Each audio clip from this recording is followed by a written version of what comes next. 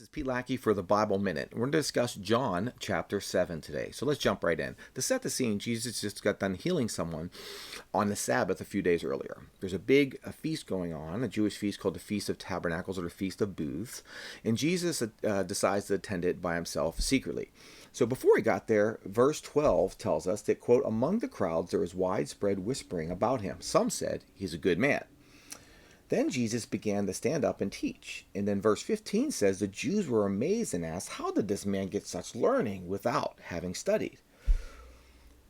While he's teaching and discussing things, then verse 20 says, you are demon-possessed, the crowd answered. Well, shoot, that escalated quickly. Verse 24 tells us that Jesus says, stop judging by mere appearances and make a right judgment. But right before that, he says this, I did one miracle and you're all astonished. Yet because Moses gave you circumcision, you circumcise a child on the Sabbath. Now, if a child can be circumcised on the Sabbath, so the law of Moses may not be broken, why are you angry with me for healing the whole man on the Sabbath? And here's our verse. Stop judging by mere appearances. Make a right judgment. So what happened was the Pharisees put Jesus in this category of this uneducated man, this kind of other than category. They were the educated, the elite who knew better. So it was okay for them to circumcise on the Sabbath, to do things to keep the law of Moses. But it wasn't okay for Jesus to not only keep the law of Moses, but to actually heal someone on the Sabbath, to heal the whole man, because it was okay for them, but not for him. So you see where we're going here.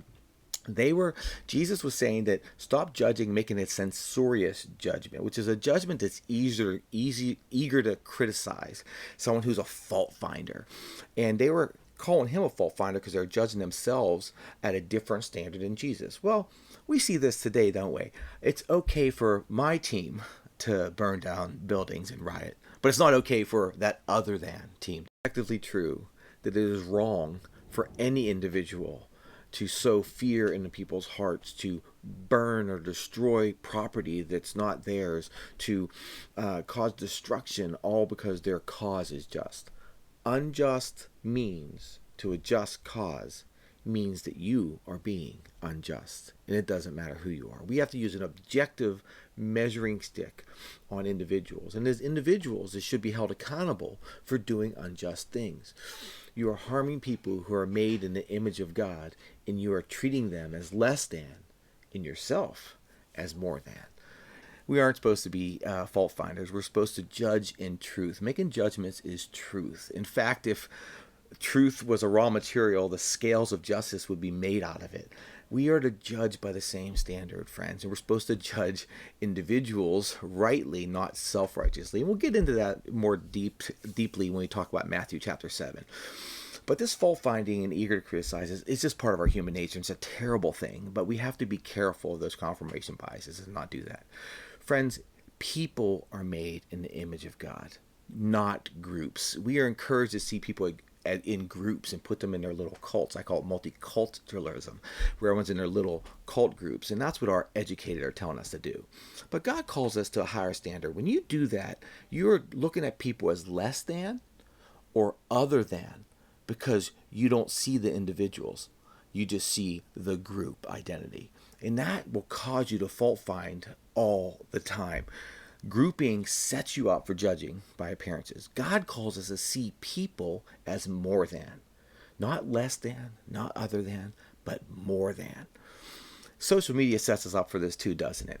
So there's been studies where communication experts will say that there's three pieces or elements of communication. There's your words, your tone of voice, and body language.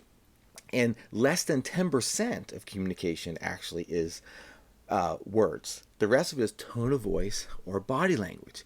So social media puts us in a place, a context where we're getting the least of our communication properties. So we set ourselves up to misunderstand one another. I'll give you an example of this. I had a young lady send me a private message on Facebook, and a friend of mine and I were debating back and forth, and she said, I just feel the Lord tell me to tell you this. Like, where's that happy-go-lucky, wise man who had a great sense of humor walking around the church that I knew? Why you so angry? So I looked and I was kind of surprised by it. So I sent her a message back. I said, I have to ask you, what tone of voice is in your head when you're reading my words? I'm the same guy. I debate ideas. I'm always been the same person. I said, so put that tone of voice in those words and reread it, and then read it how you're originally doing it, and let me know. So it took a couple days, but she, hats off to her, responded to me. If you're watching, you know who you are. And you said, "Oh my gosh, I am so sorry. Please forgive me. I totally was reading it as yelling." And she goes, "That was the voice in my head, and I am so sorry. I misinterpreted, misjudged." She goes, "I'm just not good with debates and things." I said, "Well, yeah, just because the people debate doesn't mean they're yelling. In fact, 1 Corinthians 11:19 tells us, quote, no doubt there have to be differences among you to show you which one have God's approval." So, hey, what's our solution to fault finding and eager to criticize judging? Well, first, see individuals, not groups. Secondly, seek to understand before you seek to be understood, which means read to understand. Don't read to respond. Ask a clarifying question while giving the benefit of the doubt. So read some things you have out loud in the most positive voice you can, and you'll see that it's a huge difference. And it'll stop you from making these fault finding, censorious judgments on your brothers and sisters in Christ. This is Pete Lackey for the Bible Minute.